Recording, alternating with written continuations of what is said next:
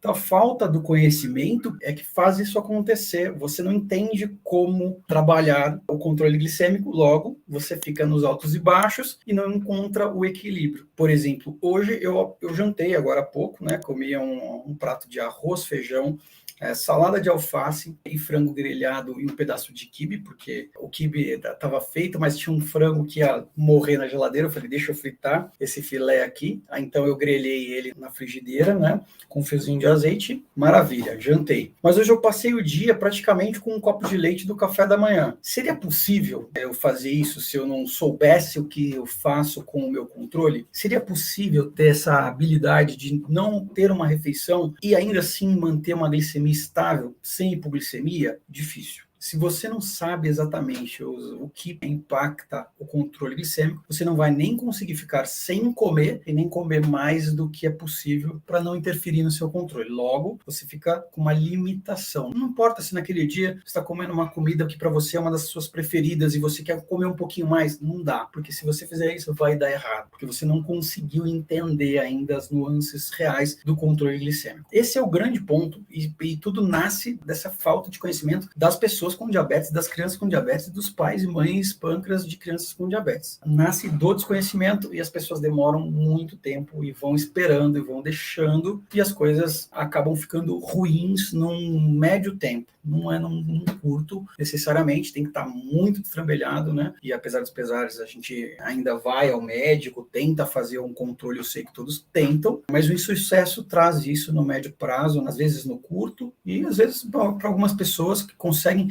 por um pouco de sorte, um pouco de restrição, acaba durando um pouco mais a chegada das complicações. Todo mundo sabe disso, então não é chocante para ninguém saber que pessoas com diabetes têm grandes complicações de saúde e que isso pode, inclusive, limitar o tempo de vida. Todo mundo já sabe disso. Mas a realidade que eu queria trazer para hoje, que realmente é chocante, e eu já trouxe ela algumas vezes e vou trazer ela novamente hoje, porque eu preciso que vocês tenham ela vivas na consciência de vocês, para que vocês entendam que está na mão de cada um de nós controlar ou não o diabetes, ter ou não uma vida rica, né? Uma vida com todas as possibilidades, seja em questões alimentares, sociais, profissionais, o que vier, escola e o que vier depois. Mas o grande fato é que, alguns anos atrás, um grande amigo, pai de um amigo, na verdade, de escola dos meus filhos, precisou fazer uma cirurgia. Em um determinado momento, a gente, depois dos 30 anos, começa a fazer alguns exames de acompanhamento, né, cardiológicos, e ele tem um histórico familiar cardiológico importante. Esse histórico cardiológico importante da família dele nunca chamou muita atenção, mas o pai tinha sido operado aos 40 e poucos anos, a mãe tinha sido operada aos 40 e poucos anos, ele estava com 46 anos, alguns anos atrás. Ele é um pouquinho mais velho do que eu. E ele é diabético desde os 19 anos de idade. Pois bem, descobriu o problema cardíaco. Eu não vou contar do risco que ele correu entre fazer o exame e marcar a cirurgia, mas o fato é que ele marcou a cirurgia num dos maiores hospitais de São Paulo, do Brasil, talvez o maior hospital de São Paulo e do Brasil, uma cirurgia cardíaca de peito aberto. Então, abre praticamente o tórax todo para fazer a cirurgia, né? Foi lá fazer as safenas e tudo mais. Os filhos dele, inclusive, ficaram na minha casa. No dia seguinte, a gente foi levar as crianças para a escola, né? Ele tem 2 filhos gêmeos, eu, os meus 2, a gente foi levar as crianças para a escola, e aí ele ligou para a gente no caminho da escola, e ele estava super falante, né? A cirurgia tinha sido durante a noite, e aí na mesma hora eu pensei, nossa, como ele tá bem, né? Que bom. Mas ele ainda estava sob efeito das anestesias. Passadas as anestesias, começou a se sentir não tão bem, e a gente foi visitar eles no hospital, e chegando lá ele estava todo inchado. E aí a minha pergunta para ele fala, e aí, cara, mas como é que tá o controle da glicemia? Ele falou assim, cara, eles que estão cuidando de tudo. Eu falei assim, olha, e como é que eles estão cuidando?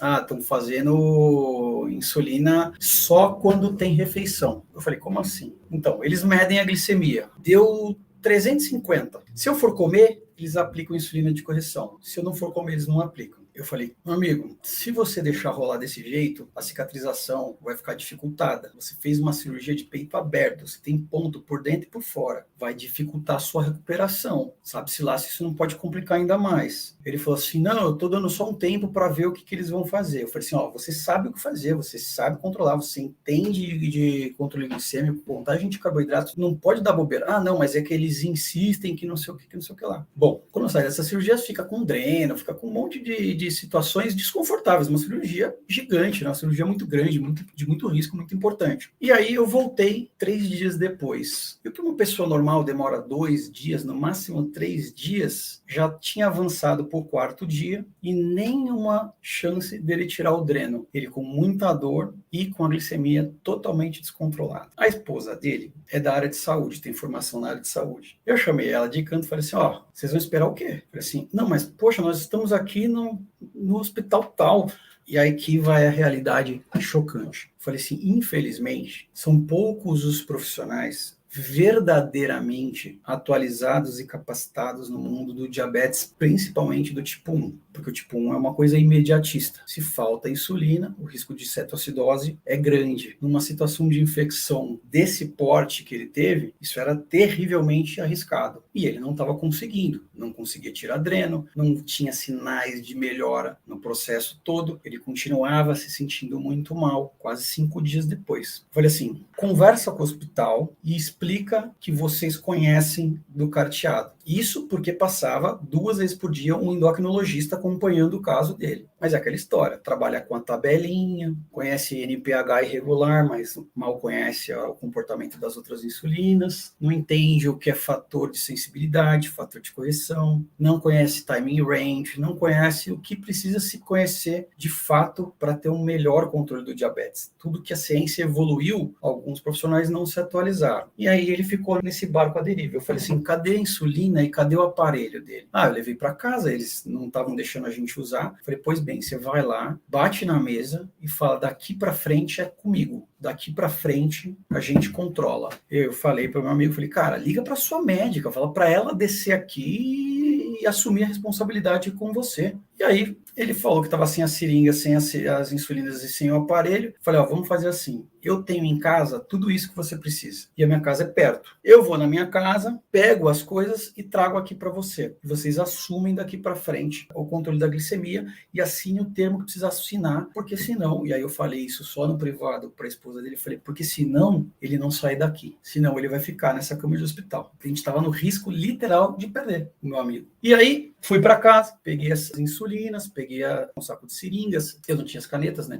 Mas tinha seringa. Peguei seringas, as insulinas, um monitor reserva que eu sempre tenho, levei para lá e eles assumiram o controle a partir daquele dia. No dia seguinte, com o controle estabilizado, com a glicemia estável, ele conseguiu tirar o dreno. E dali para frente foram poucos dias em termos de recuperação, ao ponto dele poder voltar para casa. E o que eu quero dizer? E a realidade chocante mora aí. E eu já falei, a maior parte das vezes a gente não vai se deparar com um profissional mais atualizado. E o grande problema do desconhecimento é que ele não está só entre os diabéticos, está também na classe de saúde. E procurar entender quem são os profissionais atualizados te ajuda no melhor resultado do trabalho que você tem que fazer para um bom controle. Mas, Ale, como é que eu vou saber? É muito fácil. O controle do diabetes, ele tem que ter um grande médico, tem que ter uma grande nutricionista, mas ele tem que ter um grandíssimo paciente. Para as crianças, uma grandíssima mãe, um grandíssimo pai, dedicado e focado em fazer o melhor pela vida hoje e no futuro dessa criança. E dominar o controle glicêmico